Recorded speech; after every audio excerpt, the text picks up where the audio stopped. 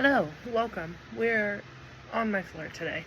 Um, so the section 4 book I chose was called A Wrinkle in Time. I had actually never read this book before. It was not one that we read when I was in school, so I was really excited that I got this book, and because I had always heard so much about it, and I think I've watched the movie at some point. So I was very excited to get to read it and experience it for the first time. Um, it's definitely one of those classic stories that you always hear about, and it was a really good read. I will be honest. It was just a fabulous book. I read it so fast. I got it done in like a day because it was just so good. I just wanted to keep reading more. This story follows Meg, who is just, your typical teenage girl, wants to fit in. She used to be super smart, but recently her academic success has been declining, and the book implies that it has something to do with the disappearance of her father. Her father had just disappeared from her life, and no one knew what happened to him. He was a brilliant scientist, and he just up and disappeared. So this book follows the story of Meg, her little brother Charles Wallace, and a classmate Calvin, who travel, or what they call tessering, through time and space to different planets, different galaxies, universes, to find her father and rescue him. They end up on a planet, a completely different planet in a completely different universe, what that has been just completely taken over by what they call the dark thing. All the people are under its control. It's ran by computers. It's basically inhabited by mindless robots because of this thing. And Meg's father is trapped in this like tall, clear, tube basically, and they have to get him out. They use magic, gifts, and power given to them by the Mrs. W's, Mrs. What's-It, Mrs. Which, and Mrs. Who actually guide them on this journey, and then they train them, and then once it's time for them to go on this mission to save Mr. Murray, the Mrs. W's leave. We do get them back towards the end of the book. What happens is, while they're on this planet, Charles Wallace falls into the mind control of it, and Calvin and Meg leave the planet without him and go to a different planet after they rescue Meg's father. Meg then has to go back all by herself to this other planet to try and rescue Charles Wallace, and she is able to save him through the power of love, which is a really powerful thing for me. I think that love can conquer all, and so I really liked that theme being tied into this book. It just made it all that more special to me. So with the visuals in this book, there weren't any pictures. It was just the cover art. I wish I had the cover art to show you, but I read it on my Kindle, so I did not get the cover art, but I did look up pictures of the cover, and it's just, you can feel the essence of magic from it. To be honest, I looked at it after I read the book, but what I got from it was you can just feel the magic from just the cover. This is definitely a fantasy novel. It ties in real life themes, as in like fitting in, love, family problems, all those kind of things, but it is a fantasy story due to the time and space traveling thing, but still a fabulous book.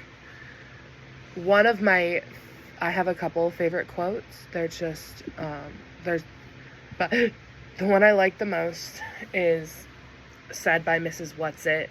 It says, "Life with its rules, its obligations, and its freedoms, it's like a sonnet. You're given the form, but you have to write the sonnet yourself." And I think that this is just a super powerful quote to take from this. It's one that stuck out to me, and then when I was going back and looking for quotes, I actually highlighted it on my Kindle, and then when I was going back looking for quotes, I was like, this is the one that I'm going to share, because you are the writer of your own story. You write your life. Life throws all these things at you, but you are the one who can write yourself out of it. Quote from the musical Hamilton, I can write my way out. You can in a lot of situations. Don't do it the way Hamilton did it. That's a whole nother story. So yeah, writing your own story is just one of the most important lessons in life, and you have control of yourself and your actions and your being, no matter what life throws at you.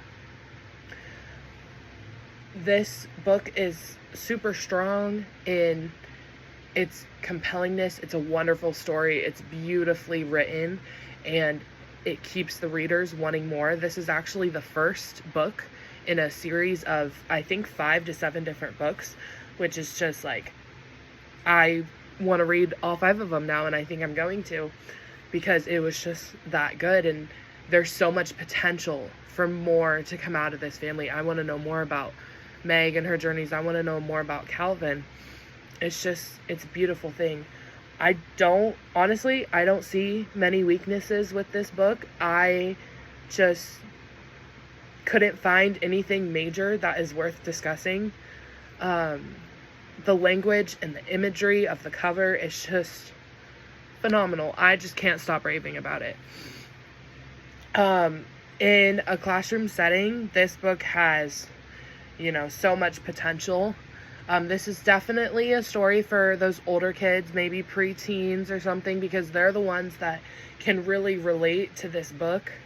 But if you're looking for an activity or, stuff like that, a fun art project I could think of would be designing your own cover, because there's so much from this story that is not included on the cover.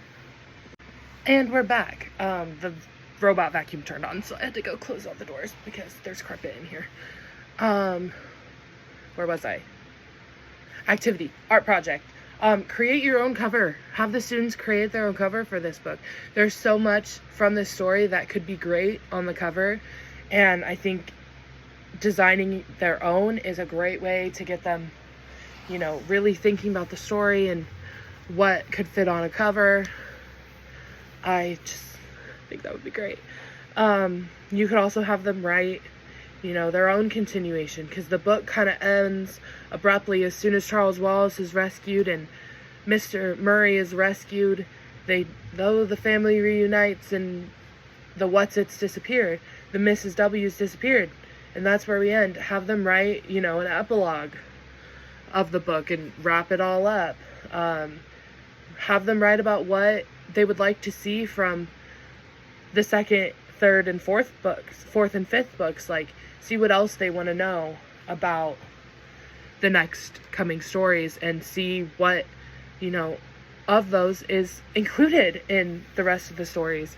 There are just so many things that you can do with this book. Since it is for older kids, I would say the more advanced art projects and writing prompts, rather than like coloring pictures like we did with section 1 and all that kind of stuff. But I still do think that a lot can come out of this book, and that it is just such a fabulous book for kids to be able to read.